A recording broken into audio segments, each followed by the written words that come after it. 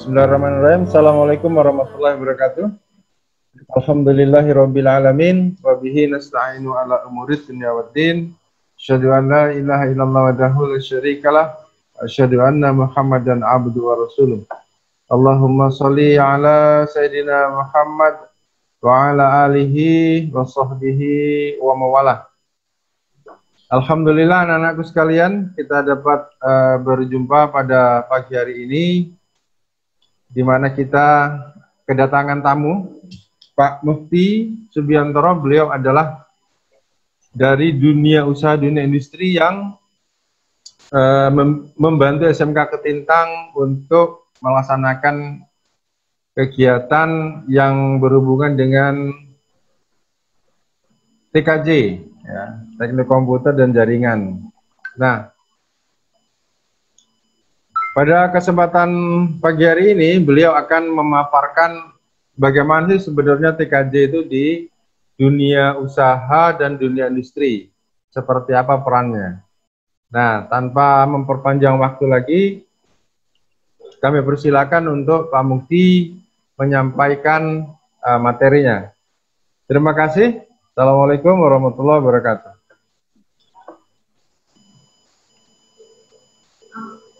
Oke.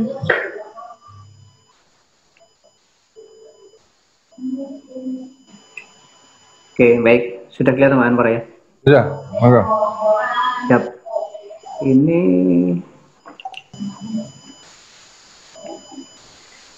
Oke, baik Pak Anwar. Selamat pagi. Assalamualaikum warahmatullahi wabarakatuh. Selamat pagi, Mas. Waalaikumsalam warahmatullahi wabarakatuh.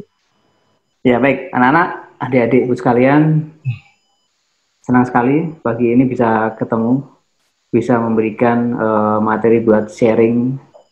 Jadi materi ini adalah sebagai materi motivasi buat kalian, supaya nanti begitu kalian menempuh pelajaran di sekolah, kalian akan bisa melihat ke depan bahwa tujuan dari pengajaran itu nanti akan menjadi seperti apa.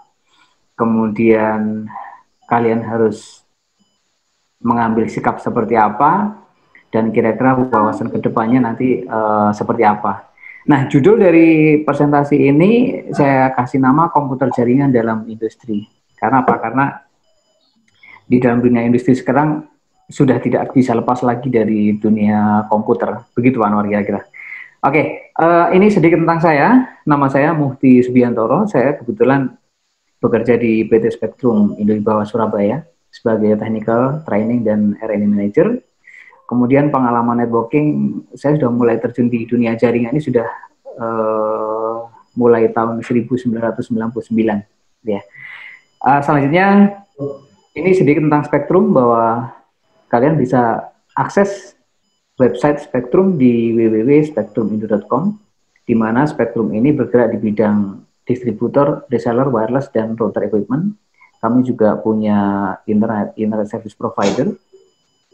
Ada dua produk utama yang kami distribusikan di Indonesia, ada Mikrotik dan Ubiquiti, di mana masing-masing produk ini kami juga sudah menjadi semacam konsultan, certified training partner, Mikrotik Academy Coordinator, network system integrator, kemudian juga distribusi di Indonesia dan Asia sebenarnya. Baik, itu sedikit perkenalan dari saya. Kita langsung masuk ke materi, bahwa kalau kita dengar istilah komputer, ya, kita pasti akan melihat bahwa oh, ada komputer, ada semacam kotak besar gitu ya. Nah, ternyata pengertian dari komputer itu adalah serangkaian mesin elektronik yang di dalamnya ada ribuan bahkan jutaan komponen yang saling bekerja sama membentuk sebuah sistem kerja yang rapi dan teliti. Nah, komputer ini bisa seperti apa? Dia akan melaksanakan serangkaian pekerjaan secara otomatis berdasarkan urutan instruksi ataupun program yang diberikan. Jadi komputer sebenarnya perangkat aktif yang di-trigger oleh penggunanya, gitu ya.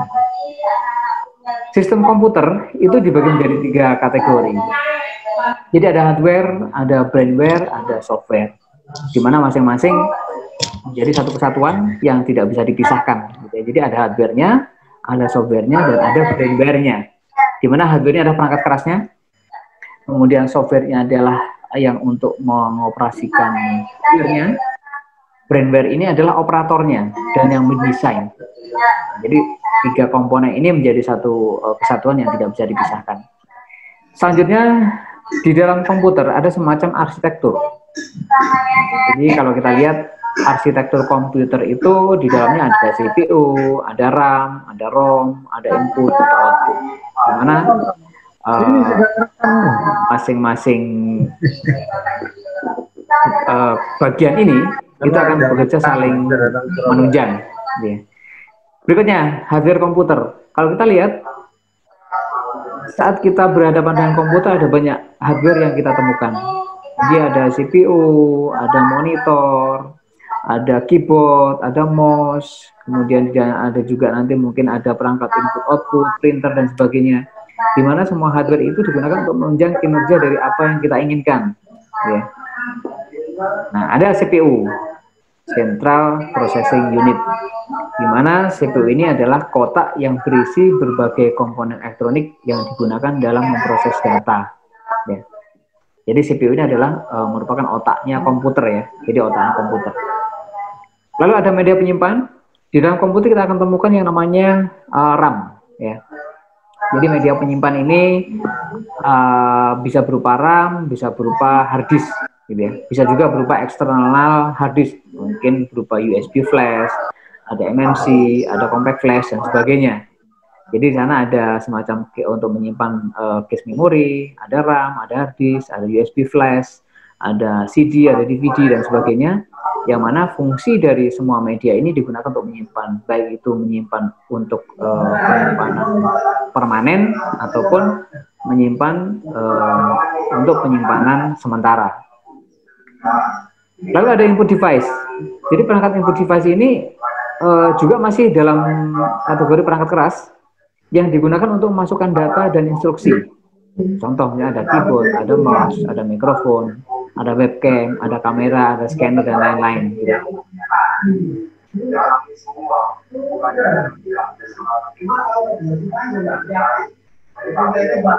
Oke, kemudian selain input device, ada juga di sana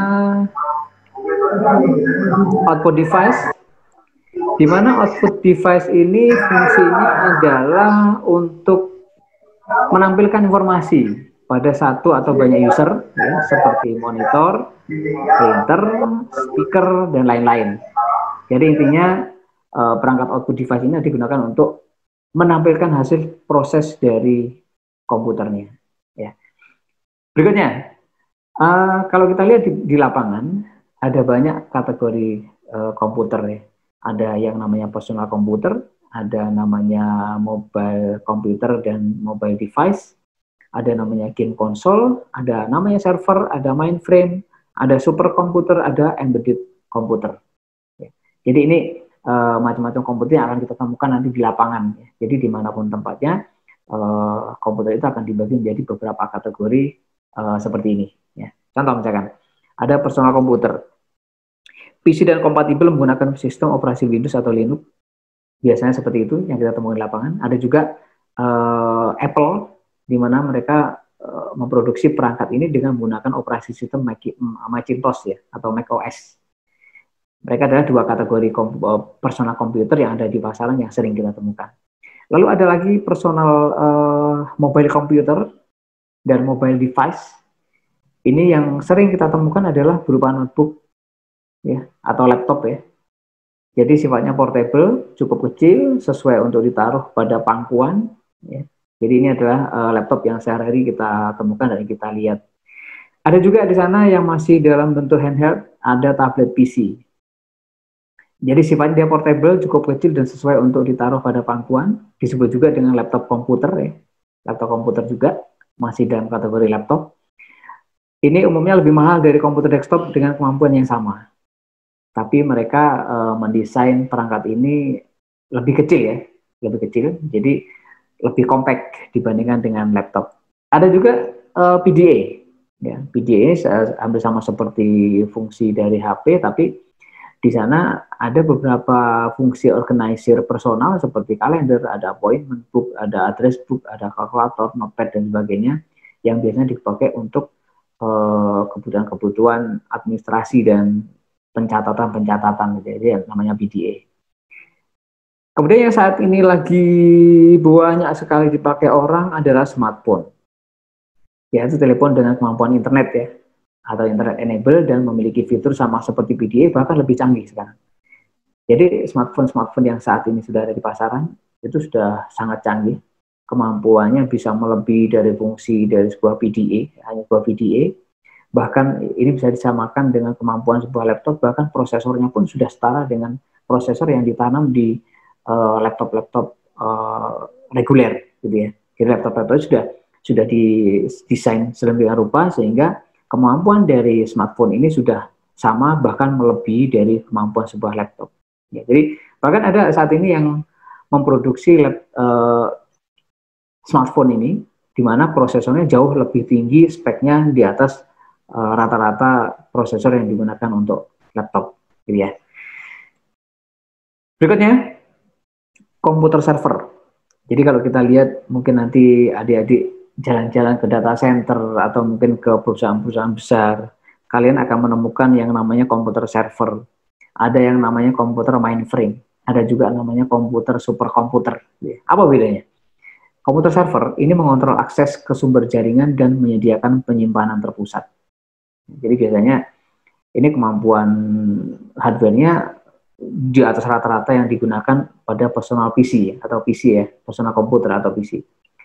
Lalu yang kedua ada komputer mainframe, ini sangat powerful, komputer ini mahal sekali dan mensupport ribuan user yang terhubung ke sana. Namanya adalah mainframe kelasnya. Lalu ada lagi komputer superkomputer, jadi paling cepat, paling powerful, paling mahal. Ini digunakan untuk kebutuhan penelitian yang sangat kompleks. Ini biasanya dipakai untuk lembaga-lembaga penelitian seperti NASA, gitu ya. Mereka sudah menggunakan superkomputer, di mana di sana memang membutuhkan satu spek komputer yang jauh di atas yang sekarang ada di pasaran.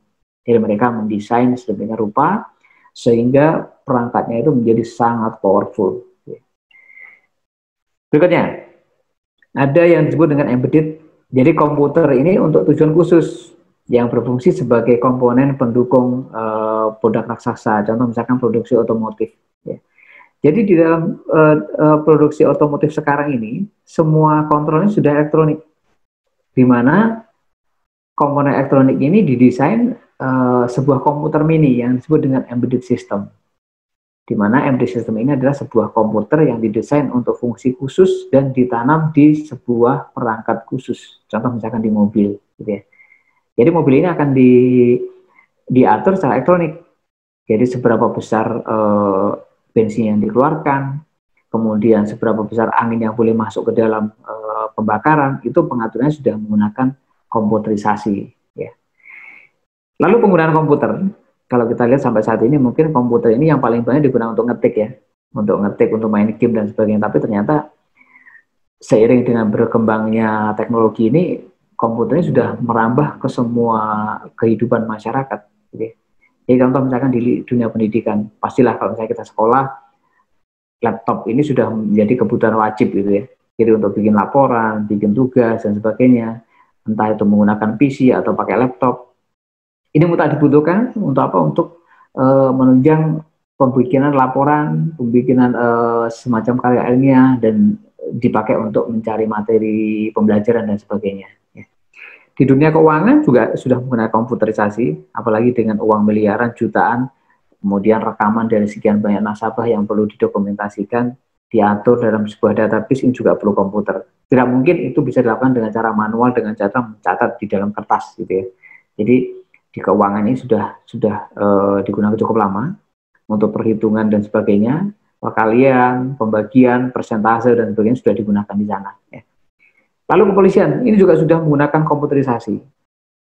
Kalau kita lihat sekarang di jaringan kepolisian, mereka sudah menggunakan yang namanya SIM online. Gitu ya. Jadi kita bisa create SIM dimanapun, asalkan semua servernya sudah online.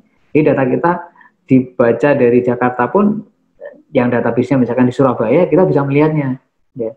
Kalau misalnya kita sudah online seperti itu, untuk melacak satu identitas juga tidak menjadi hal yang susah, gitu ya. Jadi biasanya digunakan untuk operasional database, kemudian untuk create sistem dan sebagainya, kepolisian juga sudah memanfaatkan komputer ini. Bahkan mobil-mobilnya polisi sudah dilengkapi dengan teknologi komputerisasi juga, gitu ya. Lalu ada kesehatan, di mana di dunia kesehatannya juga sudah banyak menggunakan komputer, terutama alat-alat yang berupa sensor, kemudian berupa perangkat-perangkat scanner, gitu ya. Baik itu X-ray ataupun perangkat-perangkat lain, deteksi yang namanya MRI dan sebagainya sudah menggunakan perangkat yang dikontrol oleh komputer. Jadi presentasinya lebih akurat, kemudian hasil perhitungannya juga lebih akurat ya dibandingkan dengan hanya menggunakan cara manual. Ya. Kemudian di bidang sains juga sudah menggunakan komputer.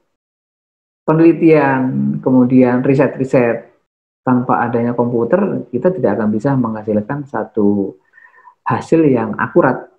Ya, jadi hasil yang akurat, pencatatan yang presisi, perhitungan yang presisi itu akan dicapai hanya dengan menggunakan komputerisasi. Lalu di bidang publikasi ini juga sudah menggunakan komputerisasi. Jadi publikasi ini apa? Misalkan website, gitu ya. Lalu informasi-informasi penting dari dunia penelitian nanti akan dipublikasikan. Berita-berita yang berkaitan dengan informasi dari negara untuk masyarakat juga sudah dipublikasi lewat komputer. Gitu ya. Lalu ada lagi, bagi kalian yang senang jalan-jalan, navigasi sekarang juga sudah merupakan satu teknologi canggih gitu ya, menggunakan GPS, menggunakan map, menggunakan smartphone atau PDA gitu ya. Itu semua dikontrol oleh komputer. Jadi sistem komputer yang menampilkan kita berada posisi kemana, ya, mau kemana, ke arah mana, berapa derajat arahnya, tujuan kita kemana, jalannya melalui jalan apa saja, semua itu akan diolah oleh komputer, ya, melalui proses komputerisasi.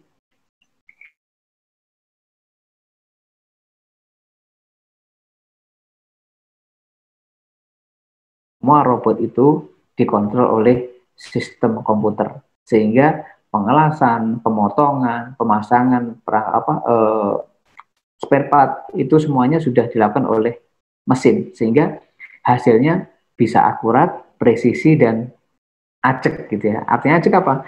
Kalau misalkan ngencengin baut dengan 4 putaran ya semua perangkat, semua baut akan dipasang dengan 4 putaran. Tapi kalau misalnya kita manusia ya kadang-kadang nggak sekuatnya tangan gitu ya. Tangannya kuat ya mungkin bisa 5 putaran, tangannya lagi nggak kuat misalkan ya. Diputar hanya 4 putaran atau 3,5 mungkin. Nah, dengan adanya komputerisasi ini memungkinkan fabrikasi akan menjadi lebih presisi dan lebih terukur ya, lebih terukur. Oke, kita masuk ke networking. Teknik komputer jaringan. Ini tidak akan lepas dari yang namanya networking atau jaringan gitu ya. Kalau kita lihat gambaran dari sebuah jaringan komputer itu seperti gambar di sini ya. Jadi ada network A, network B, C, D, E. Kita sambungkan ke satu poin yang menjembatani semua jaringan ini menjadi sebuah jaringan kompleks. Ini adalah jaringan simple yang bisa kita lihat. Kira-kira gambarnya seperti ini. Ya. Nah, kita lihat jaringan network E mau ke B, berarti dia lewatnya lewat tengah dulu. Lewat sentralnya dulu, baru ke B. B mau ke D juga begitu. B ke C juga bisa terhubung. B ke A juga bisa terhubung. Karena semuanya sudah tersambung dalam sebuah jaringan atau networking. Nah, di dalam dunia networking ada beberapa istilah. Yang pertama ada intranet. Intranet ini adalah gabungan beberapa jaringan LAN.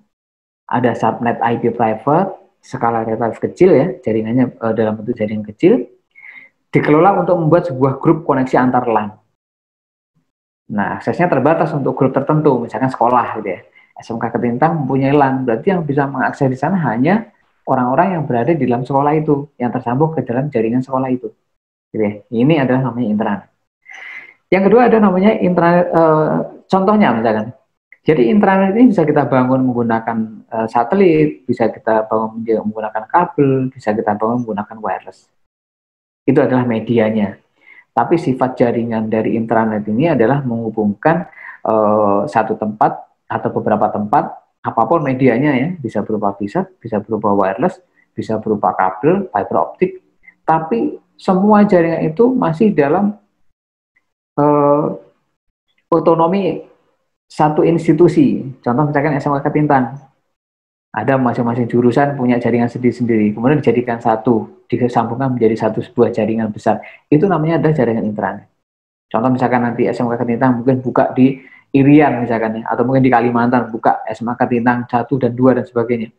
Itu disambungkan dengan Ketintang Surabaya, supaya jaringan lokalnya Kalimantan dan Irian menjadi satu dengan yang Surabaya. Itu namanya masih intranet. Ya, masih intranet. Jadi beberapa jaringan lokal disambungkan menjadi sebuah jaringan, tapi masih dalam satu akses satu institusi, itu disebut dengan jaringan intranet. Lalu ada istilah internet. Ini sudah tidak asing lagi buat kita ya. Jadi internet semuanya serba internet. Ya, internet singkatan dari internetwork. Ya, internetwork. Jadi jaringan yang sangat besar dan luas. Kemudian pengaturan IP-nya sudah menggunakan IP publik, di mana IP ini diatur secara internasional. Jadi alokasi ini sudah diatur secara internasional dan tidak ada IP address yang sama antara satu tempat dengan tempat yang lain. Kemudian jaringan internet ini kalau misalkan kita sudah tersambung ke ISP manapun, di mana ISP itu sudah tersambung ke internet, maka kita bisa diakses siapa saja dan kapan saja dan di mana saja. Contoh misalkan kita langganan satu ISP, kita bikin web server. Begitu web server kita ini up, jalan gitu ya, maka web server kita ini bisa diakses dari manapun, asalkan menggunakan IP publik. Atau dikondisikan bahwa server kita ini bisa diakses oleh jaringan publik, tersambung ke internet, siapapun, dimanapun, di kutub utara, bahkan di planet Mars pun, kalau misalkan dari bumi ke planet Mars ada koneksi internet, mereka bisa mengakses ke kita. Gitu ya. Dan kita juga begitu, kita bisa mengakses kemanapun. Jadi tidak ada batasan sama sekali untuk apa saja yang kita akses, kita mau apa saja, di mana saja, kapan saja, tidak ada batasan. Ya. Contoh koneksi internet seperti ini. Jadi misalkan kita punya satu gedung pusat internet, kemudian didistribusikan ke gedung-gedung yang ada di luar, ke pedesaan dan sebagainya, di mana kita distribusi ini bisa menggunakan kabel, menggunakan radio, menggunakan wireless dan sebagainya. Ini gambaran sedikit lebih kompleks, ya. Nah, kalau kita lihat di dunia ini seperti apa sih koneksi internet yang kita bisa lihat, yang bisa kita gambarkan? Kira-kira gambaran seperti ini. Kita lihat, ini adalah kondisi misalkan di dunia. Ini kayak lampu-lampu yang berpijar ini adalah satu area-area internet. Kalau gambarnya terang, berarti internetnya besar. Atau mungkin penggunanya banyak sekali gitu ya. Kemudian garis tipis-tipis yang agak menyala redup ini, ada yang terang, ada yang redup, ada yang garis samar-samar. Ini menunjukkan besarnya kapasitas linknya. Ya, linknya seberapa besar? Kalau linknya besar, dia kelihatan terang. Tapi kalau misalnya linknya kecil, akan terlihat agak samar. Ya. Nah, seperti inilah kondisi internet yang sekarang ini yang ada di dunia. Kalau kita gambarkan kira-kira seperti ini. Jadi ruwetnya luar biasa gitu ya. Ya. Nah, karena jaringan ini kompleks, jadi kita dimanapun, kapanpun, ketika kita connect ke internet, kita bisa mendapatkan informasi apapun yang bisa kita cari di sana. Ya. Nah, sekarang kalau kita ngomong dengan jaringan, pasti ada jaringan yang menggunakan wireless, ada menggunakan fiber optik, ada menggunakan chopper atau tembaga gitu ya. Nah, di mana hal-hal ini digunakan di dalam dunia jaringan gitu ya. Nah, kita bahas dulu. Pertama ada wireless. Kita seringkali mendengar istilah wireless 802.11a, B, G, N, AC, dan sebagainya. Wi-Fi certified, free Wi-Fi, dan sebagainya, dengan simbol seperti ini. Gitu. Nah, kalau kita mempelajari lebih jauh, ini adalah wireless standar. Jadi semua pabrik Wi-Fi itu menggunakan standar 802.11a, 802.11b, 802.11g, 802.11n, 802.11ac. Ini adalah sebuah standar. Dimana kalau misalkan perangkat dengan standar 802.11b, apapun mereknya, kalau menggunakan standar yang sama, maka dia bisa saling berkomunikasi. Demikian juga dengan gadget yang diproduksi oleh perusahaan. Mereka harus menyesuaikan bahwa kalau misalkan saya memproduksi laptop misalkan ya, pabrik X memproduksi laptop, maka laptop itu harus menggunakan standar yang sama yang digunakan oleh pabrik WiFi. Supaya apa? Supaya laptopnya bisa connect ke router WiFi. Kira-kira begitu. Ya. Nah, WiFi sendiri ada banyak implementasi. Ada yang dipasang di indoor wireless, contoh misalkan di airport atau di bandara ya. Ada di cafe, kemudian ada juga yang dipasang di area public area, dipasang juga di bis gitu ya. Nah, di bis-bis sekarang juga sudah banyak dekat dengan WiFi, ya, free WiFi gitu ya. Nah, perangkat-perangkat ini banyak digunakan pada objek bergerak, contoh kereta api, bus, gitu ya, pesawat terbang, bahkan sekarang juga sudah mulai ada yang dipasang router WiFi di sana, jadi kita bisa internetan juga di sana, gitu ya. Ini untuk indoor wireless. Ini contohnya. Jadi topologi indoor wireless kita bisa membuat topologi seperti ini. Jadi ada internet, ada router, ada wireless router. Nah, disinilah WiFi akan mendistribusikan internet ke gadget yang ada di sekitarnya. Ini untuk topologi indoor ya. Nah, yang kedua, ada penerapan outdoor. Jadi biasanya ini dipasang di luar ruangan, bisa di tower, bisa di atasnya gedung, ya, bisa di pipa dan sebagainya. Di mana fungsi dari wireless outdoor ini digunakan untuk menghubungkan antar tempat yang jaraknya jauh. Biasanya begitu. Makanya antenanya juga fisiknya juga besar, ada reflektor, gitu ya, ada pengarah. Ya. Ini digunakan di outdoor. Nah, di dalam outdoor sendiri ada beberapa topologi, ada yang namanya point-to-point wireless. Jadi menghubungkan dua tempat. Jadi point-to-point istilahnya ya. Nanti standarnya ini juga bisa macam-macam nanti, tergantung dari teknologi yang kita pakai. Tapi intinya adalah ini satu titik disambungkan ke titik yang lain. Jadi point-to-point. Ya. Lalu ada point-to-multipoint. Artinya bahwa satu titik ini diakses oleh banyak tempat. Ya. Ini yang biasa diterapkan di internet service provider. Jadi customer-nya menggunakan koneksi wireless, connect ke BTS-nya ISP, di mana di tower itu ditembak lebih dari satu pelanggan. Nah, ini adalah namanya point-to-multipoint wireless. Ini saya sebut adalah koneksi terestrial. Artinya bahwa tower ini berdiri di atas tanah. Ya, di atas tanah. Ada lagi yang namanya free space communication, ya, komunikasi dari langit, ya. Ini ada sebuah satelit yang dipasang di orbit, ya, di mana orbit ini akan mengcover area yang cukup luas. Jadi tidak ada batasan di sini. Kalau terestrial mungkin keterbatasannya adalah masalah ketinggian tower yang pertama. Yang kedua, kalau ada halangan bukit atau gunung, ini bakal terhalang dan koneksinya akan bermasalah. Tapi kalau menggunakan satelit ini, menggunakan VSAT, kita nembaknya ke atas. Jadi sentralnya ada di atas. Jadi titik-titik yang di bawah ini nembaknya ke atas semua. Ya, sama seperti sweet hub gitu ya. Jadi seolah-olah satelit yang ada di orbit ini ada sweet hub di mana satu ditembak tempat lain. Ini juga sifatnya adalah point to multipoint. Satu satelit ditembak oleh banyak titik. Jadi bisa antara benua, antara pulau, antar negara gitu ya. Ini biasanya menggunakan koneksi VSAT ya, yang sering digunakan. Kemudian penerapan lain di free space communication ini, free space area, misalkan di hutan, kemudian di laut, di perkebunan yang tidak ada jaringan, maka ini memungkinkan kita menggunakan yang namanya free space communication, ya, komunikasi free space dengan menggunakan satelit dan sebagainya. Nah, berikutnya mobile satellite communication. Jadi komunikasi menggunakan satelit itu bisa dilakukan dari kendaraan dengan kendaraan, dari kapal ke darat, ya, dari personal ke personal, dan mungkin juga dipakai untuk riset, untuk monitoring. Kan ada ikan paus nih misalkan ya. Kita pengen tahu migrasi ikan paus itu dalam 1 tahun dia bergerak kemana saja gitu ya. Nah, itu bisa kita monitoring dengan menggunakan satelit. Jadi kita pasang pemancar di ikan paus ini, dipancarkan ke satelit, dari satelit dipancarkan lagi ke servernya. Server akan mencatat posisi ikan paus ini dari waktu ke waktu kemana saja dia berangkat. dia berangkatnya kemana, ke arah mana, pulangnya ke arah mana, dan tinggal di sana berapa lama, itu bisa dicatat di sebuah server. Nah, ini juga dengan menggunakan bantuan free space communication, ya, dengan komunikasi satelit.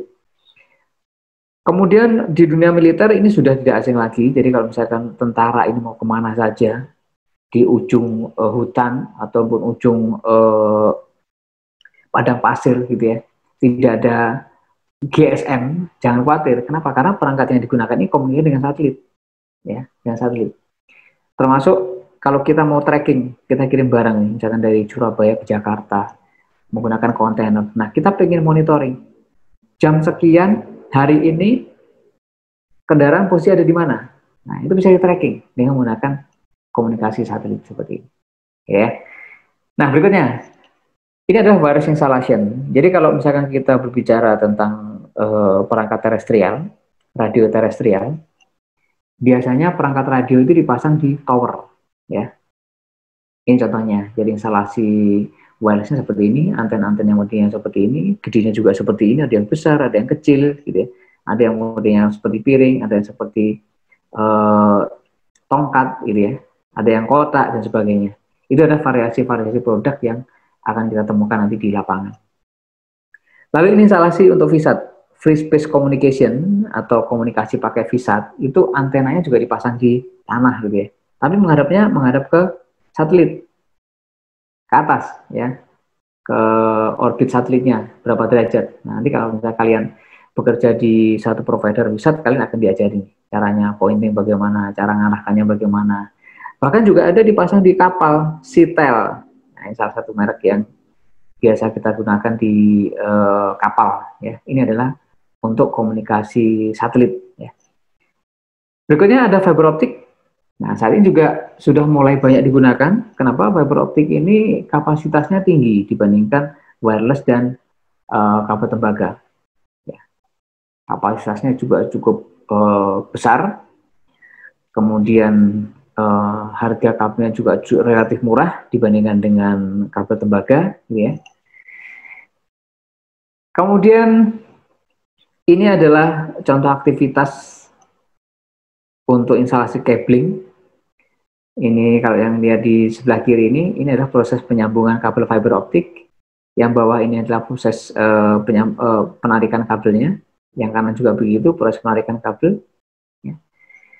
Lalu ada juga nanti kita akan temukan yang namanya chopper, ya, kabel jaringan yang menggunakan tembaga. Biasa ini dipakai untuk kabel UTB ya. Kabel UTB ini dalamnya adalah tembaga. Ini yang nanti akan sering kita temukan di dalam praktek-praktek waktu kalian belajar di SMK Ketintang nantinya. Ya. Nah, kabel-kabel data ini kalau kita lihat bagaimana penerapan berikutnya, bisa kita lihat di data center. Contoh. Data center, ini ada banyak kabel yang dipasang di sana. Nah, coba bayangkan kalau misalkan kabel ini tidak diatur, ya, ruwet gitu ya, kabelnya ruwet, nariknya dari sana kemari, kanan kiri atas bawah tidak diatur seperti ini, ya, kita akan bingung bagaimana cara membersihkannya. Kita akan bingung, misalkan ngurut kabel ini dari ujung sini, ujungnya kemana gitu. Ya. Nah, ini ada satu teknik sendiri, ilmu perkabelan ini juga ada ilmu sendiri, sehingga kita bisa mengatur kabel ini dengan rapi seperti ini. Ini ada ribuan kabel data center itu ya, bukan cuma ratusan, bukan puluhan, tapi ribuan bahkan jutaan kabel yang dimana ujung dengan ujungnya itu semuanya ada dokumentasinya. Ya. Ini contoh yang kedua. Ya. Biasanya orang-orang yang belum pernah main ke data center, kalau disuruh narik kabel, ilmunya adalah ilmu pokok. Pokok apa? Pokok ditarik, pokok connect. Gitu ya. Tapi kalau misalnya kita sudah bekerja di sebuah data center, maka satu hal yang harus kalian ingat di sini, bahwa sisi artistiknya juga harus dipikirkan. Bagaimana kabel-kabel ini menjadi sangat indah, menjadi sangat rapi, dan enak dilihat. Ya, enak dilihat. Nah, ini juga salah satu bentuk data center yang kabelnya juga pengaturannya kurang rapi di sini ya. Karena apa? Karena banyak sekali. Jadi kabel itu nanti akan bisa kita temukan kabel di atas, kabel di bawah, kabel yang masuk ke tembok dan sebagainya. Maka kabel-kabel yang kelihatan ini akan diusahakan supaya kelihatan rapi. Yang pertama, menjaga kerapian, dari sisi artistiknya juga indah gitu ya. Kemudian dari sisi penataan juga gampang. Jadi kita mau masukkan server pun tidak akan terhalang oleh kabel-kabel yang berserakan ya. Lalu ada beberapa tools. Jadi pengaturan kabel itu tidak serta-merta kabel jadi rapi sendiri, bukan ya. Jadi kabel tools ini banyak sekali. Ada yang namanya sisir kabel, ada tools untuk pengukuran panjangnya kabel, kemudian kualitas tadi sambungan, kemudian alat-alat yang dipakai untuk crimping kabel, untuk motong kabel, ngupas kabel, dan sebagainya. Jadi kabel-kabel tools ini kalau kita lihat banyak sekali alat-alat penunjang yang bisa kita gunakan untuk bekerja, untuk memudahkan pada saat kita bekerja, dan hasilnya pun juga akan seperti yang kita inginkan seperti ini. Contoh, kalau kita mau merapikan kabel tanpa menggunakan sisir ini, ya, tanpa menggunakan sisir, kita akan kesulitan. Kenapa? Karena untuk menata satu kabel dari satu tempat ke tempat lain, mungkin kalau 1-2 meter nggak ada masalah. Tapi kalau misalkan di situ sudah ada jarak kira-kira 30 meter, 40 meter, kabelnya misalkan dalam satu ikat ini misalkan ada katakanlah misalkan 25 kabel. Betapa repotnya kita untuk mau mengatur satu kabel dengan kabel yang lain gitu ya. Tapi dengan menggunakan sisir ini, kita bisa mengaturnya dengan mudah ya, dengan mudah. Jadi alurnya juga akan tetap, yang di atas akan tetap di atas, yang di tengah tetap di tengah, yang di pinggir tetap di pinggir gitu ya. Nah, ini salah satu fungsi dari tools.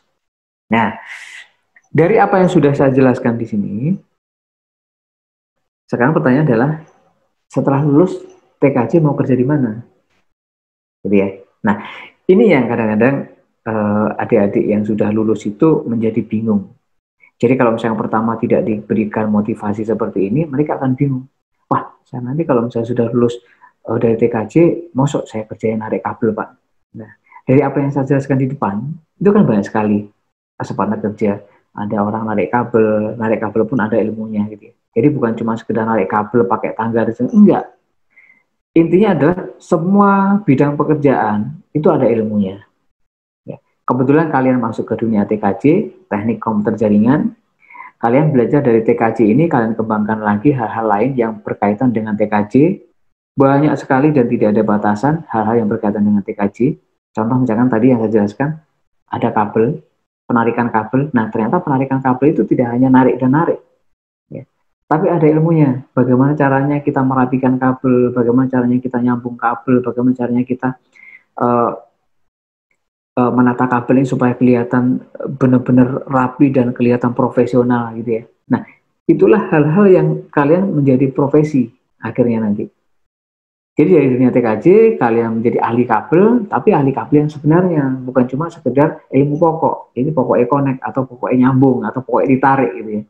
Nah, ini hal-hal yang banyak kita temukan di lapangan. Saya selama bekerja di dunia jaringan ini memang banyak menemukan teman-teman atau kawan-kawan yang baru masuk ke dunia jaringan, mereka dipakai ya ilmu pokok. Kalau misalkan, tolong ini tarikkan kabel dari titik A ke titik B.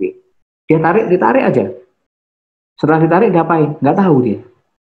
Nah, hal-hal seperti ini yang akan kalian pelajari di dunia industri. Jadi, yang diberikan di sekolah itu adalah ilmu basicnya, pengembangannya nanti dunia industri. Nah, industri seperti apa? Ya seperti yang saya jelaskan dari awal sampai di akhir ini, itulah gambaran dari dunia industri. Kalian mau terjun kemana? Bebas. Ya. Ilmu TKJ tidak hanya terbatas pada ilmu pengkabelan, tapi tidak ada batasan. Secara basic kalian ada ilmu teknik komputer jaringan, kalian akan mendapatkan ilmu tentang komputer, instalasi komputer, kemudian cara troubleshooting komputer. Kemudian jaringan kalian akan diajari caranya crimping kabel, kalian akan diajari caranya bagaimana mengkonekkan dari satu komputer dan komputer yang lain, kalian akan diajari bagaimana cara men-setting router dan sebagainya. Tapi nanti ilmu kompleksnya adalah setelah kalian terjun ke dunia industri. Banyak kesempatan kerja yang menunggu kalian, tidak terbatas di hanya tarik-menarik kabel, tidak hanya terbatas di dunia internet service provider saja, ilmu TKJ ini, tapi sekarang semua lini pekerjaan, semua bidang pekerjaan sudah membutuhkan yang namanya ilmu jaringan. Nah, kita harus tahu bahwa teknik komputer jaringan, kalian nanti akan diajari banyak hal di sekolah. Ya.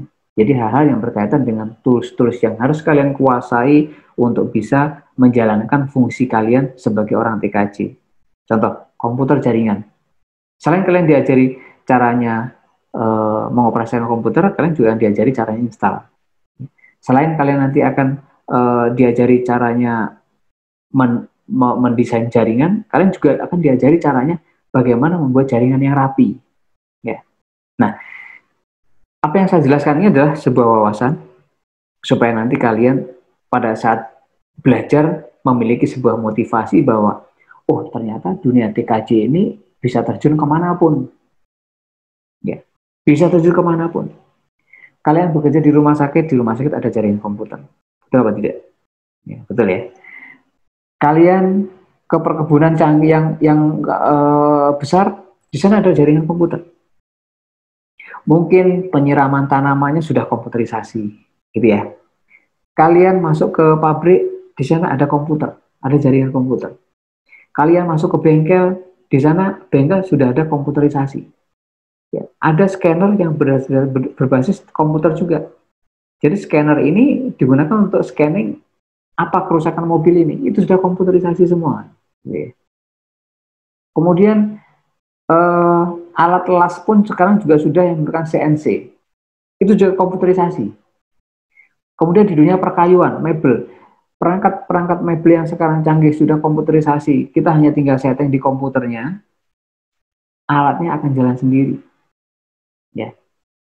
Jadi dimanapun kalian berdiri, di sana akan ada ilmu kalian yang bisa diterapkan. Jadi tidak perlu bingung nanti setelah lulus jadi kerja apa, yang penting adalah kalian serap semua ilmu yang diajarkan di sekolah, kalian kembangkan seluas-luasnya, bidang pekerjaan di luar sana, banyak sekali yang bisa menampung kalian. Jadi kalau misalkan saat ini banyak orang mengeluh, Pak, saya lulus TKJ, tapi saya sampai saat ini lulus 2 tahun, 3 tahun, belum bisa kerja. Nah, kalian juga harus tahu bahwa lapangan kerja itu akan diperoleh kalau kalian punya banyak jaringan. Ya. Jaringan artinya apa? Bukan jaringan komputer, tapi jaringan informasi.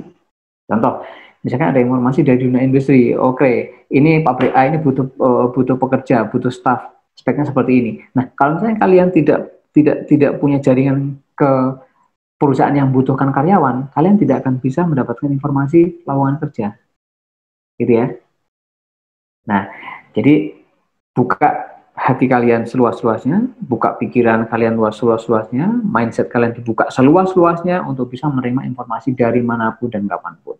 Jadi jangan hanya terbatas dari apa yang ada di sekolah, karena kalian, saya yakin kalian sudah paham caranya menggunakan internet. Saya yakin kalian punya HP semua, dan HP ini sudah connect ke internet semua. Jadi informasi yang kalian dapatkan tidak terbatas dan sangat tidak terbatas. Tapi dimanapun informasi itu berada, kalian pasti akan bisa mendapatkan informasi itu. Oke, kira-kira seperti itu yang bisa saya sampaikan. Mudah-mudahan kalian bisa termotivasi dengan informasi-informasi ini.